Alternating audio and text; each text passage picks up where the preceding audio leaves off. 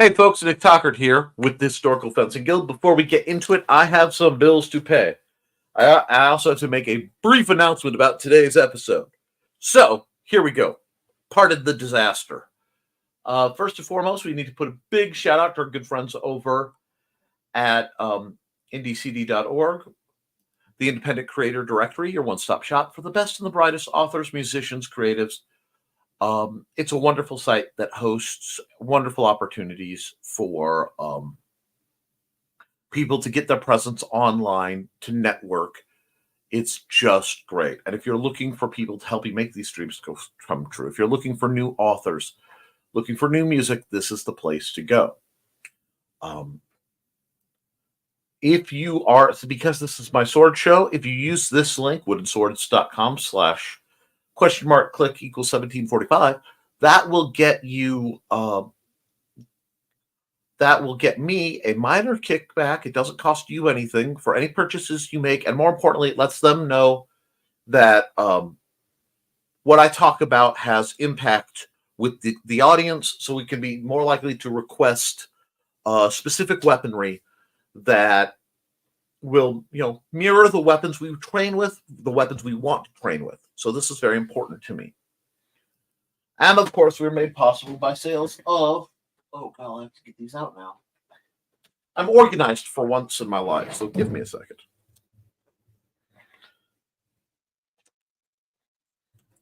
Organized, yes. Deployable, no. The simple sword. Come on, books. Come on. Maybe I should have got that little wide thing. Anyway. I'm going to just drop everything. That's okay. It's one of those days. The simple sword is your perfect guide for getting you from I've never held a sword to being able to teach it. It goes through all the necessary basic stances in simple, easy to understand stick figures. These guys let you make sure that you can envision anybody in this, because I believe martial arts, like all arts, exist for everyone. I also have a follow-up book, The Fighting Axe and The Simple Spear. These are part of my ongoing series of fencing manuals designed to help you ease into different martial arts with plain English, because too many of the manuals are too expensive, too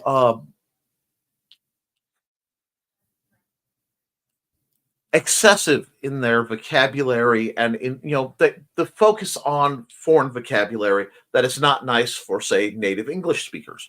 So I distill everything down to give you a style that is based on what it seems like between 60 and 80% of the sword masters I've studied all seem to agree on certain techniques. So instead of worrying about the things they differ about, which is what most people argue, you go to any Hemo list or any I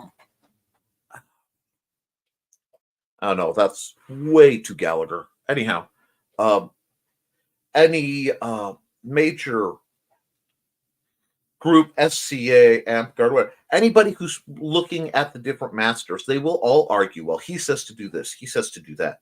And that's well and good, and argument and debate has its place in any study. However, I am far more interested in what they all agree on, because if they all agree on something, that means it's pretty darn battle tested and it probably works. So I studied, and instead of studying for what makes each style individual, I looked for what works. And I wrote The Simple Sword from a position of doing that and teaching people with physical limitations, problems, and other things that many people would disregard and refuse to teach. That's how I got into what I do. So please consider that.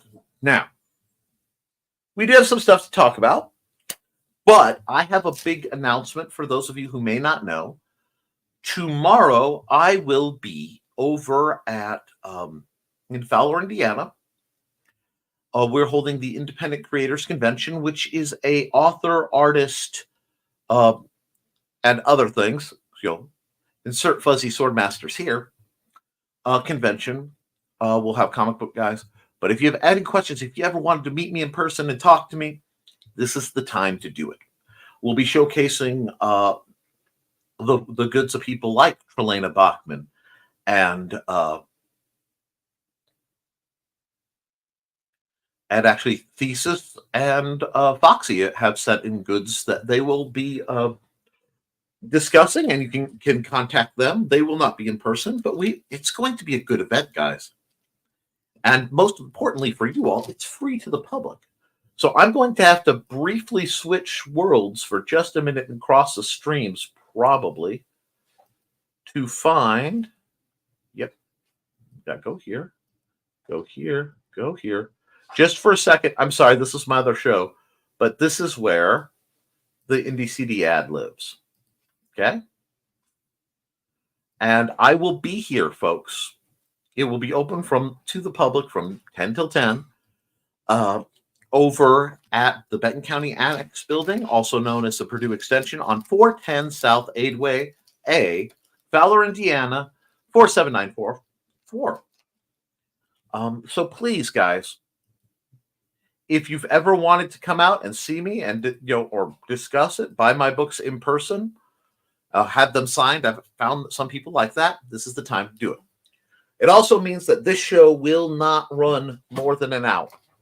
And depending on the chat and participation, we'll decide how long the show will run up to that hour, because I'm going to be leaving this show, hopping in the car full of stuff. I'm going to set up the convention. That way, tomorrow morning, I can just go, get on site, help people with their stuff, and make it something I can really be proud of. So that's where we're going to go with this. Okay, let me get everything clicked back over to where it belongs. Nope, that's the wrong banner. There we go. And I do want to put a shout out to the Patreon, because we do have a Patreon, and they fund the rest of what happens so that I can buy trainers, much like the sword that I get to work on as a reward. Ignore the fact that it's in front of a expensive German clock I acquired. And I paid like $4 for it. Yes, the clock is valuable. The price was not. That's how I acquired it. But this sword will be something I get to personally train on. And after I feel like my form is where I want to talk about it, we'll be talking about that sword and some of the forms that come in association with that. So I'm very excited about that. We are coming up into the spring arc where we're going to be in a place to help people begin their training, rebuild, deal with any injuries, limitations, or matters that have come up throughout the year. So it's a very exciting time. It's a very stressful time. And it's a very positive time. I want to know, you guys, this is the time where you guys need to start gathering your gear up and checking it. Make sure your mask is still firm. Make sure there's no rust, no pitting, no improper bends in any of your steel blades.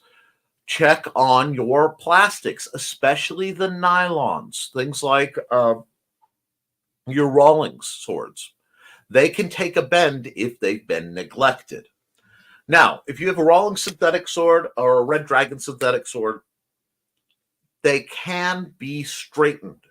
Do not let fear of a bend stop you, but do it before you try to use it. The best way is actually to get a hot tub going, as hot as you can get it, with protection or tie strings. Lower it, let it soak in there for probably about half an hour. You want it to really absorb the heat. And then you want to put it optimally between two boards, the blade section, because you can take the blade section right off everything, okay? And set it. Bungee cord those boards together if you have a bend, and let it cool naturally. Like wait overnight. Give it lots of time to adjust and settle. You'll take the boards off. It'll be a straight sword again. Occasionally, other synthetics will do that. Most of the plastics, you should be able to use a similar method. Some of them are more resistant, so you may actually have to be more aggressive in your heating. However, that can easily damage material, so you have to be very careful. I want you guys to realize that we are made possible. There's the list. Off in the Woods, Frog G, Ronald Rain. That's Bladed Thesis. He has another handle here. Brian K. Morris, Cindy Kep, and Steve Augusta. These fine 6 individuals are what let me keep the lights on. And through their donations, it takes me a while. To get that took me basically 3 months of saving the guild money to be able to afford that relatively light weapon and that sub $50. But you have to realize shipping may kick in and taxes. So about 3 months. If you want me to order something expensive, I either need more income or you just have to be very, very patient. That's why when people talk about, well, just order the LK Chen, whatever. Would I love some of the LK Chen training swords? Or yes, I would. I would love to have access to those. Am I going to? Not likely. This is why I prefer to get things from the basic trainer line right now, because even though I've done this for a very long time, my mindset is still and will probably forever be geared towards the new person looking for the right trainer to get started in what we love. So I am showing this because this is one of my favorite trainers. This is the 1.33 or I.33, depending on who you talk to. If you want an arming sword, this is it. For a low-cost arming sword trainer, it will do just about anything you want. It's also great for figuring out what kind of weapon, because I will shock you, and I will tell you this, that for the most part, any roughly 3 foot long blade, and look how close this is. Hold on, let me give you an angle.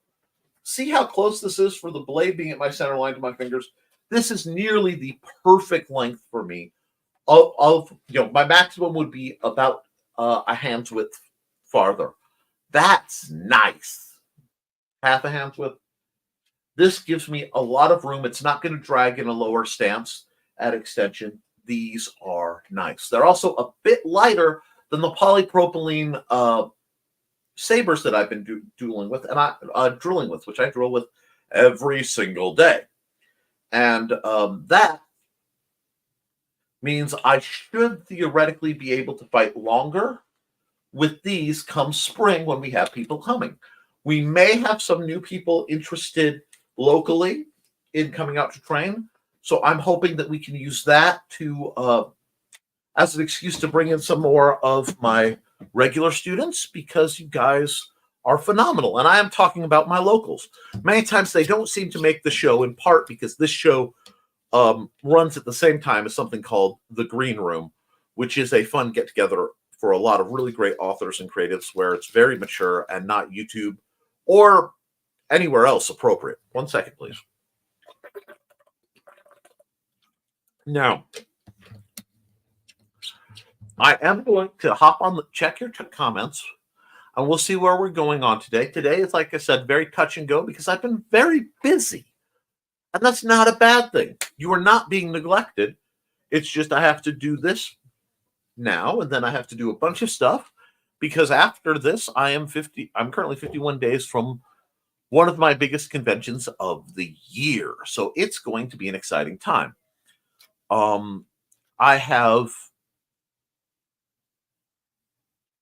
I want to get a new book done by then in the Big Stompy Robots universe, but I'm also about halfway done with the sequel to my horror novel, Haints and Hellfire, which you can get on Amazon. It is a very good book. But we're not here for my book sales. We're not here for the convention. We're here to help you guys with your challenges, celebrate your victories, and answer your questions, if I can, concerning the fine art of Western martial arts. So what we'll do, we are going into the chat, and we're going to see what all's being said. And first through the door is Bladed Thesis. Hello, Thesis. Good to see you again. First again. And Foxy says, I'm second. This is backwards. Well, let the man have his fun for the goofy show. True, you're first most of the time. And Alec will be there as well. I wasn't sure if I was going to bring you up, Alec, because I'm still running the slight angle with the the fact you're a minor. So I'm never, promoting you is a very delicate thing. And we've got greetings for Alec, and it's going to be a great day tomorrow. Yes, it should be. We need teleportation to become a thing so that you and Thesis could be here. Yes, we need that. That'd be great. I probably would have been able to go, still sick. I'm sorry to hear that. Thankfully tested negative for the plague. Well, I'm glad you don't have the plague. I will encourage you that while I love dogs, cats are historically better at preventing the plague. And as I have several, I should be well situated to prevent such things. Now, I am prepping something special for Foxy and Cindy Cat. It's not ready yet, but it is in the works. I'm hoping to do something really unique. And boy, will weather have to be precise for me to pull this one off. But let's just say, I know Estelle, you guys are fighting, and I found something that just begs to be discussed. So, with that being on said, I do want to talk about how is everyone who's fighting, how is your gear acquisition coming along? Because you guys need to look into making sure that you either can make or acquire the appropriate gear to spar with control safely. Your gear should never let you lose control. And I'm saying this because there are a lot of people who they get the boffer in their hand and they wind up and they're ready to go. And that's great. That's great. I love it. But you still need calibration. Wow. Can't tell I've been working hard and thinking hard. Anyway. Well, I guess we're just going to have to deal with the calamity that's my hair right now. Your gear should match what you are interested in. And I have not been able to upgrade my gear in a while, but I'm trying to lose enough weight to get down into the gear that I want to use. So I have a very nice brown fencing jacket that I would like to wear. I have my assorted gorgets, my assorted gloves, and they are not where they're supposed to be, so I will be hunting them down. I'm in the middle of a whole lot of repairs and things, so we're going to make it work. But we need to make it work on a level that is sustainable. So, and I can't really devote this evening to it. But soon, very soon, you'll see changes behind me. You'll see changes outside. We're gonna do the spring cleanup. And this year, I may just reach out to the local guildies and say, hey, I'm cleaning up and setting up the yard for practice. What do you want out there, and what are you willing to give in time and goods to make it happen? Because I do tend to eat the costs, and that means Matt eats the cost. I am looking forward to the weather hitting a level where we can go back to weekly practices. Unfortunately, due to the cold and my current conditions, I can't do cold fights like I used to. So it is a matter of waiting and watching and hoping. But it does mean, that we will be able to have the knife throwing, the axe throwing, the list field. And I did acquire something utterly silly that we may just play with as well, because you never know what you're going to find. I was at Goodwill. I love Goodwill because I have a minor Nerf gun addiction. And no, I won't show you my arsenal, because if I do, that would take my favorite childlike fun hobby and slide it over into work. And I'm not doing that. I've lost enough hobbies to it. But for $1.99, I got a very lightweight, and I am talking a few pounds lightweight bow. Now somebody put that tag there and a $2.99 tag on the string, which is very strange, but they gave it to me for the $1.99 because I treat the people who work at Goodwill, oddly enough, like humans. And when you do that, they tend to treat you that way back. But this is a small fiberglass bow I can easily bend. Now, what is the point of such a lightweight bow? Well, there are two very good points to this.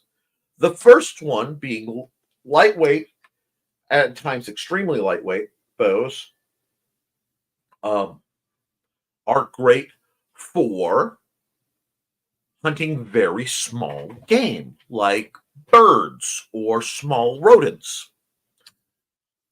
They're also incredible training tools. Now, what's nice about this bow, and I don't know if I can show you, it has the world's, I mean, it's almost too small for my hand, which means it locks in like a glove. But it came with little threaded, I could take an Allen key and remove these, and that means that this is a breakdown bow. So this little guy could easily fit in my backpack. It almost breaks down to pocketable size. It's just even broken down, the limbs. The shortest you can get is these limbs, and I would need my old smuggling pants for something like that. But it also means that I can't really worry about long ranges, and I can't worry about difficult matters. So I've strung it. This bow has actually seen a little bit of use. I'll probably take a measurement off of this. This looks like a handmade bowstring. It's very nice. It works. And I am, when people, to understand just how small a dude I am, my comfortable anchor point is right here. Now, you'll often see me tuck my elbow and not have it out in traditional archer stance. You'll know why? The reason when I'm shooting, I tuck my elbow is because, and I'm not, okay, you know what? I will hold it out. There's no arrow, so this can't hurt anybody. If I am here, it's a much larger target than if I am here. It comes out from years of my dad teaching me to shoot basic firearms. Yeah, long rifles. That elbow needs to get couched. It does make for a weaker draw, so with a larger bow, I need to use a different technique. Now, using this incredibly light bow, I can tell you, if you are weaker, how you might be able to get a draw successfully and safely on a slightly harder bow. And this is, again, check with your medical professional. But what you're going to do, the support arm, not the draw arm, is locked. You're going to lock your fingers behind where the arrow would be. So I am not going to fit an arrow to this, but I need an object to roughly give me an arrow. So I make sure I'm in the right spot. Okay? You hold on to it, your arrow's up, and then you do not pull. You lever at the shoulder, and you just follow it. Because then you're using the leverage of your shoulder muscles, the same muscles you used to do like a push-up or to pull yourself out of a swimming pool. You're literally using the same technique you would use to climb up a shelf, type object, climb up a ledge, or to swim, or to pull yourself out of a swimming pool. Those muscles And that structure is what's going to handle the draw for you. So this arm doesn't need to move. You set it so that it swivels into place. Now you'll notice something. I'm drawing the bow a lot, but I am never dry firing it. I'm never just letting it snap. That is very dangerous. It can break the bow.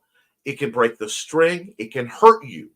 So if you are going to play with bows of any weight or caliber, you're going to want to make sure to treat it with respect.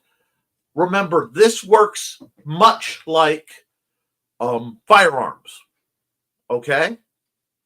Except instead of you don't put your finger on the trigger, you don't draw it unless you have an intention to fire, okay?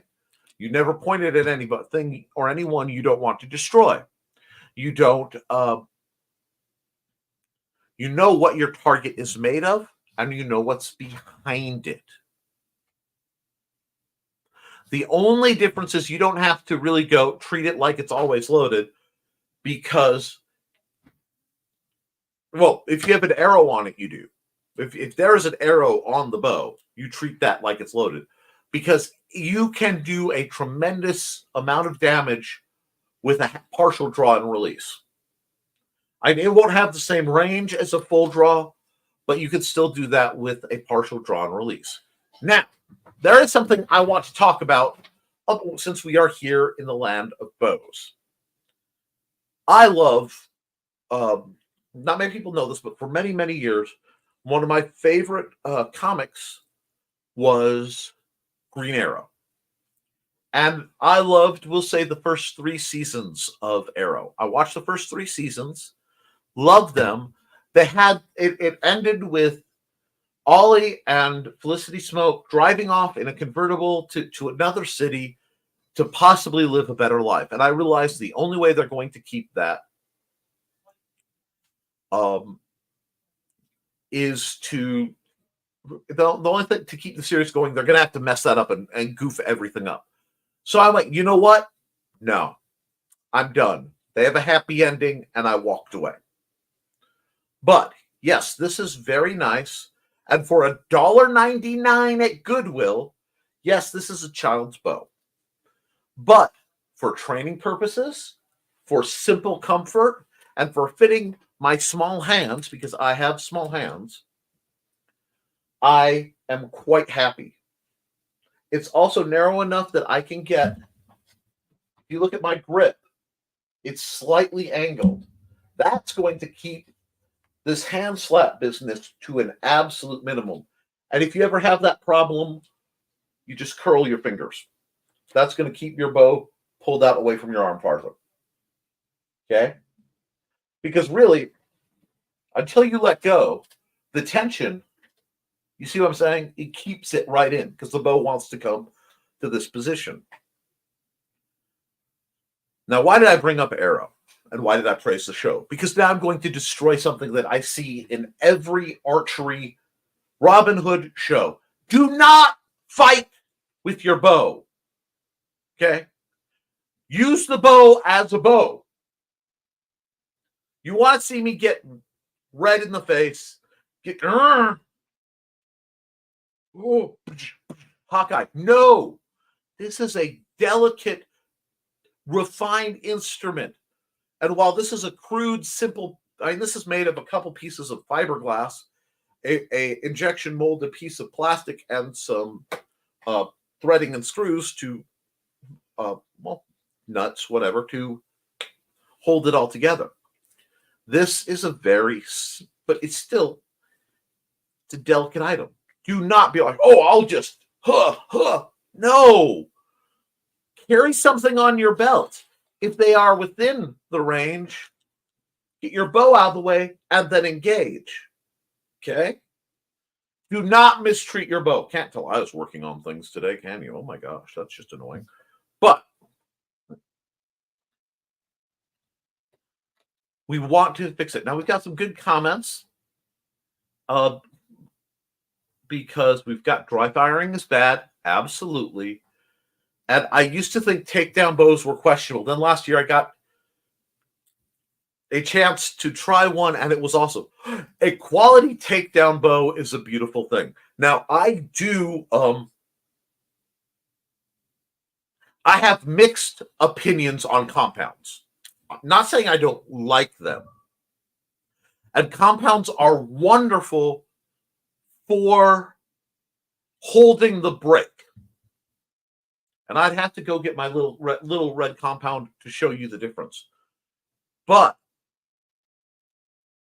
there is almost a sense of turbo lag upon release, where it goes, and then it goes much faster. And that can feel weird if you're not used to it. Now, of course, more high-end bows have a much smoother process. That's why the wheels have some interesting shapes, because that changes the dynamics of how it pulls. So it gives you a much smoother release. But there's a lot to be said for just an old-fashioned simple bow. This is a very light short bow. This would be probably a 1D2 in D&D terms, maybe a 1D4 if you're being really generous. I'll have to do some trials to make sure.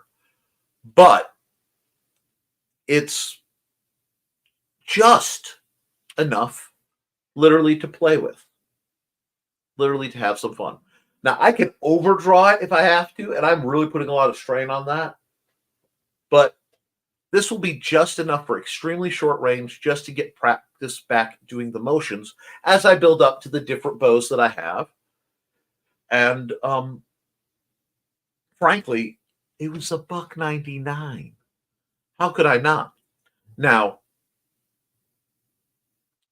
takedowns there is a little, they're not solid. They're modern materials. They operate quite differently. I'm not going to deny or defend that. But as much of let's put it this way, as much of a purist as I am about old techniques and old gear, I was the guy who kept the creative in the Society for Creative Anachronism. I understand that they would use what the best they could if they could. So I have no problem with something like this. I have no problem with a compound. Now, you guys say we don't do compounds at all, too old-fashioned. Nothing wrong with that. This is the historical Fencing Guild. However, it is fascinating to see a weapon of that age and how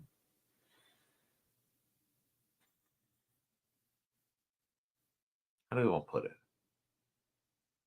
Prestige, historical importance, is still evolving. And see, yes, but that's just us. I like that they make things more accessible for people, and they do, because it gives you a break. So if you can get past that to the break, it's much easier to hold longer, which is always the downside of a bow versus something like a crossbow. Now, I love a crossbow too. Don't get me wrong. That's bordering in ballistic style marksmanship, and that's just nice. Crossbows are wonderful things. I have several. Bows are wonderful things. But if you're going to start, I recommend going as simple as possible. Now, remember, my favorite bow is a nearly 5-foot long recurve that I call my DeWalt because it drills. And but to do that, I have to anchor and set and pull. And that's a big ask for my nerves right now. The strength is coming back. The nerve tolerance may or may not be. So I'm making sure I've adapted to something that, as bad as I get, I could still put, an arrow into a hay bale something like this I wouldn't trust more than about 5-10 paces. 25-50 feet at the outside. Maybe 30. Not 25, 10. It's a 3-foot, so 15 to 30 feet. Yeah. But then again, this is not a combative. This is a practice. This is akin to throwing darts. Very few people carry throwing darts as a weapon of defense. Thesis is making a video that will show ours. Excellent. I do like. Uh, there are a lot of ways to shoot a bow. You have the Japanese upside down, and I can't remember what it's called offhand, but it's a very high stance because of the length of the bow. The Japanese bows were very, very long. It uses this inverted. You have a classic, very upright. You have a horizontal grip, so like this. Some people fire on the outside. I find the most natural way to fire a bow, especially one that's smooth, as mine is at that nice 45-degree angle. Okay, 90, 45. That gives me a V to rest if I don't have one, and if I do have one, it makes it more reliable. Whoop, and just go. Now, how did I get good at archery? I am moderately good at archery. At least I used to good. Actually, I'm going to leave that there for just a second longer. I got good with archery by doing it. I got good with air rifles by doing it. I will tell you a secret. If you are focusing on precision and accuracy, precision is doing the same thing all the time. That accuracy is hitting the intended target. You need precision first. This, with a bow, you need to do the same motion every time, all the time. Gee, does this sound like drills? Yes. It's just your drills have ammunition involved. And you get good at doing the same thing. Because if you are consistent, you should get consistent results. And I would rather miss by the same margin consistently than get lucky and hit every couple times and then be way off the rest. Because once you have that consistency, then you can start to make subtle adjustments in your aiming, in your grip, in understanding how things are working to compensate. But there is nothing that makes a driver better than miles behind the wheel. There is nothing that makes an archer better than time behind the bow. I'm fair to middling. Nothing wrong with that. Honestly, it's been so long, I'm considering my skill set rusty beyond measure till I try it again. Because nothing moves like it did before everything went out. It's better, but it's never exactly like it was. And the reason I'm coming to this and I'm saying that the approach you use for a bow is the approach you use for a sword, is the approach you use for an axe, is the approach you use for a knife. Is a approach you use for a stick. Doesn't matter. You learn the basic solid technique, then you spend time doing it. And you do it till you can do it second, third, and fourth nature. My stomach is not happy with me. Oh, and because of you guys, we had to go get Chinese food. So be proud of yourselves. We had to have Chinese food.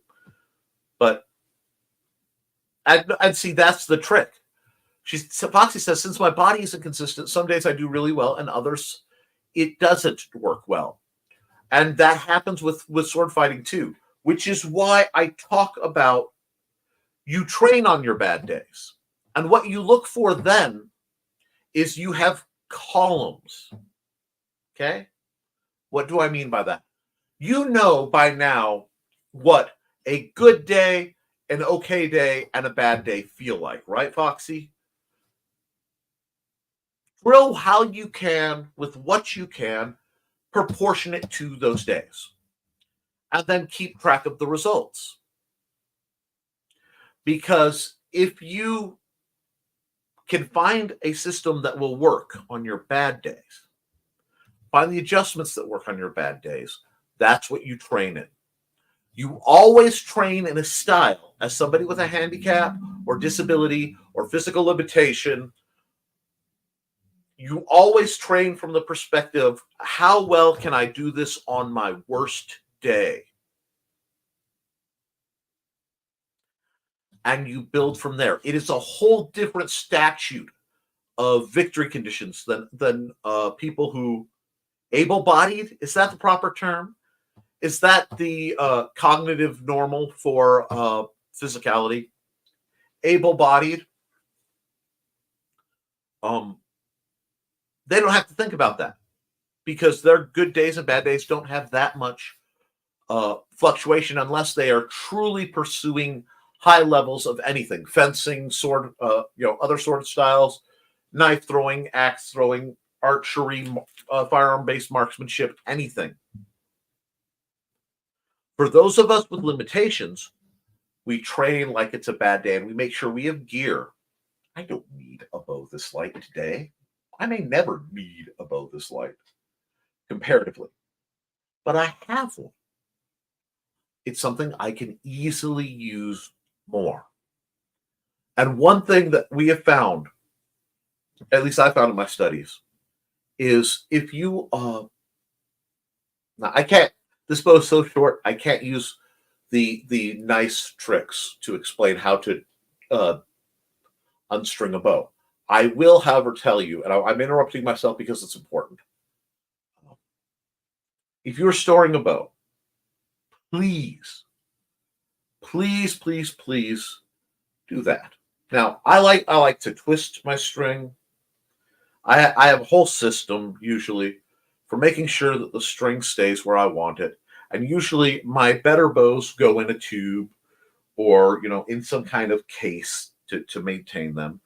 But this little dude will be satisfied mostly with this, because this is not any item of terrible quality.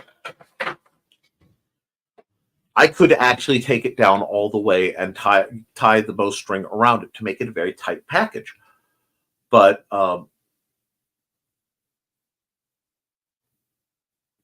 and see, that's the trick. On your worst day, you'd be lucky to do much, but anything but the worst, I can hold my own. Okay? Yes, that's what we're aiming for. And yeah, don't leave them strung, which is part of why I don't like compounds, because they're a pain in the butt to unstring, and leaving them strung feels icky. It's an ick. Is that, as a male, am I allowed to have something that's called like an ick? I know there are women who have things called icks. I don't know if men can. But a stored bow strung, unless you're intending it for home defense, which I do know some people who, because of their legal situation, use crossbows and other bows as home defense and for hunting, because that's all the law will let them use, because they were naughty in their early years. Oh, you made a rack for putting our bows on with my dad. That's cool. I have what I have to do is move all my airsoft guns that I don't use, and put my bows up on that pegboard downstairs. Pardon the yawn. But it is important to find things that you do with consistency. I find the training I do, be it swordsmanship or archery or weapons throwing or when I'm up to it, just basic calisthenics, to be a meditative exercise. It clears the mind. It helps the body process and heal. It's a wonderful system. Now, the only way that we're going to be able to get better, guys, is to do it. I mean, I encounter this in a lot of things, and thank you. I'd love to see the Foxy says we'll have to get some pictures of it for you. I would love to see it, because then I could probably borrow the design. I need the equivalent of many gun racks for my assorted swords and knives and bows and other things. So that's just part of my issue. Ooh, wood that I sanded, planed, and stained on my own. You should be proud of it. You should be very proud of it. But I want you guys to take the attitude of marksmanship training and accuracy. I knew that was coming. I was waiting for the "it's a nice rack" joke. To come forward and make what we do possible. Now, I am going to be ending the show a little early because I do have to run out to town to set up the festival. And if I don't end it early, I'll get caught up in things. But I will be doing some, as soon as the weather breaks consistently, I will be doing some outdoor videos for you guys. There's crafting videos still doing as my hands come together. And please realize that tomorrow, if you can be anywhere near West Central Indiana, consider coming to the Independent Creator Convention in Fowler, Indiana. It's going to be a great time. There will be signs up. I have to put them up, and now I get to put them up in the dark. But it's going to be a good time. I can't wait to see you guys who make it there, and those who don't. We'll record stuff. There'll be videos. It will be awesome. Okay? So I know it's a little early, but like I said, I have to scoot. So please keep your eyes open. Do your drills. Be kind to yourself and each other. And as always, friends, thank you for supporting your local swordmaster. I'll have goodies coming to make it up to you. Trust me. Till then, toodles.